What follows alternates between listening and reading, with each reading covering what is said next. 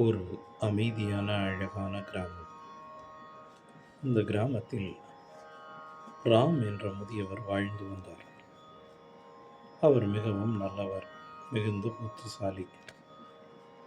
எல்லாரும் நன்றாக இருக்க வேண்டும் என்று எண்ணம் கொண்டவர். அவர்களை சுற்றி எப்பொழுதும் மக்கள் கூட்டம் இருக்கும். திருவிழாக்களில் அவரது வீடுகள் நிரம்பி வழியும். நண்பர்கள், உறவினர்கள் அனைவரும் எப்பொழுதும் ராமண்ணா ராமண்ணா என்று அழைப்பார்கள். இவருக்கு உண்மையிலேயே எல்லாரும் தம்மை நேசிக்கிறார்கள் என்று தோன்றியது. காலம் செல்ல செல்ல ஒரு நாள் ராமிற்கு ஒரு சிறு உடல் நலக்குறைவு ஏற்பட்டது. சில சிகிச்சைக்காக தன் சேமிப்பு எல்லாம் கரைய தொடங்கியது. மேல் சிகிச்சைக்காக வெளியூர் சென்றார். அவரது நட்பு வட்டாரங்கள் எல்லாம் குறுகத் தொடங்கியது. முன்பு அருகில் இருந்தவர்கள் எல்லாம் இப்பொழுது பிஸியாகிவிட்டார்கள். சிலர் அழைப்புக்கு பதில் சொல்வதில்லை, சிலர் முற்றிலும் அழைப்பை எடுப்பதே இல்லை, மறந்து விட்டார்கள். இவர் ஊர் திரும்பினார். தனிமையில் அவரும் அவர் மனைவியும் தனியாக கலகல என்று இருந்த இல்லம் இப்பொழுது வெறிச்சோடி காணப்பட்டது. அங்கு ஒரு சிறுவன் இருந்தான். அவன் பெயர் கீரன். அவன் பணக்காரன் இல்லை, பெரியவனும் இல்லை. ஆனால் தினமும் வந்து ராமிற்கு உணவு கொடுப்பது அவன் வழக்கம்.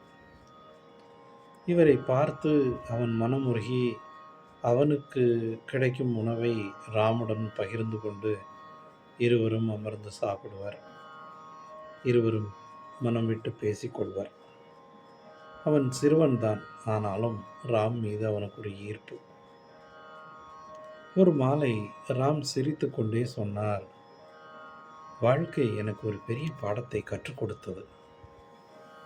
கீரன் கேட்டான், என்ன தத்தா, அது என்ன விஷயம் உங்களுக்கு அப்படி கற்றுக் கொடுத்தது? நல்ல நேரத்தில் யாரும் கூடவே இருக்க மாட்டார்கள்,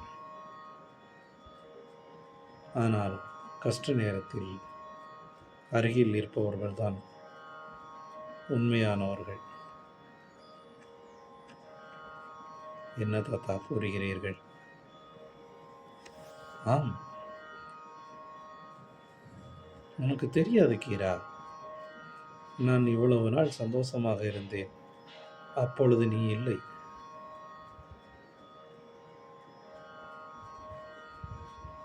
ஆனால் நான் கஷ்டப்படும் போது என்னுடன் இருக்கிறாய். என்னுடன் அன்று இருந்தவர்கள் யாரும் என்றும் இல்லை. ஒன்றும் புரியவில்லை தாத்தா. அதுதான் சொல்கிறேன். நல்ல நேரத்தில் எல்லாரும் நம்ம கூட தான் இருப்பாங்க. ஆனால் கஷ்டப்படுற நேரத்தில் அருகில் இருப்பவர்கள் தான் உண்மையானவர்கள். நீ எனக்கு ஒரு உண்மையானவன் தாத்தா. நீங்கள் நினைக்கிற மாதிரியெல்லாம் கிடையாது. ஏதோ ஒரு அன்பு, அவ்வளவுதான் என்று கூறி கீரன் அங்கிருந்து விடைபெற்றான். கீரன் கூறியது ஆறுதலுக்காக இருந்தாலும் அவன் கற்றுக் கொடுத்த விஷயங்கள் பற்பல. நமக்கு எப்பொழுதும் கஷ்ட காலத்தில் கூட இருப்பவர்கள் நம் மனதிலிருந்து என்றும் நீங்க மாட்டார்கள்.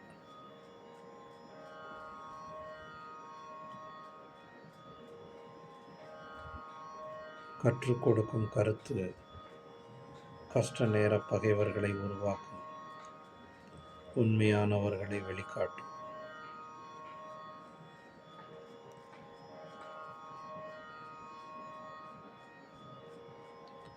அந்த நாளிலிருந்து ராம